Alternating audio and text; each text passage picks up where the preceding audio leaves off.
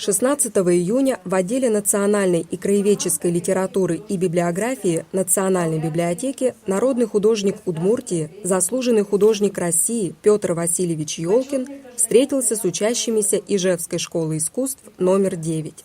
Мероприятие открыла директор библиотеки Татьяна Владимировна Тенсина, отметив, что гостем библиотеки стал по-настоящему гениальный человек, вся творческая жизнь которого является примером безграничной любви к искусству. Петр Васильевич Ёлкин, давний и постоянный читатель и друг Национальной библиотеки, в начале июня отметил свое 70-летие. Творчество художника отражает его неподдельный и живой интерес к окружающему миру, что воплощено в его работах, выражается в его активной гражданской позиции. Об этом участникам мероприятия рассказала заведующая отделом национальной и краеведческой литературы и библиографии Галина Александровна Сергеева.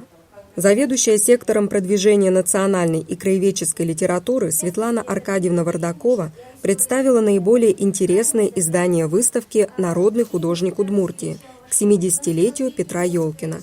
Каталоги «Петр Ёлкин. Живопись. Графика» и выставка «Живописи и графики». В ответном слове художник признался в своей любви к книгам и рассказал о том, как, будучи еще школьником, на велосипеде приезжал в Ижевск из своей деревни в Национальную, тогда Ленинскую библиотеку. Учащимся знаменитой Ижевской школы искусств номер 9, с директором которой Ёлкин хорошо знаком, было особенно интересно услышать рассказ юбиляра о том, каким был его путь к вершинам мастерства. Это прежде всего горячее желание учиться, огромный труд и только потом талант, подчеркнул юбиляр.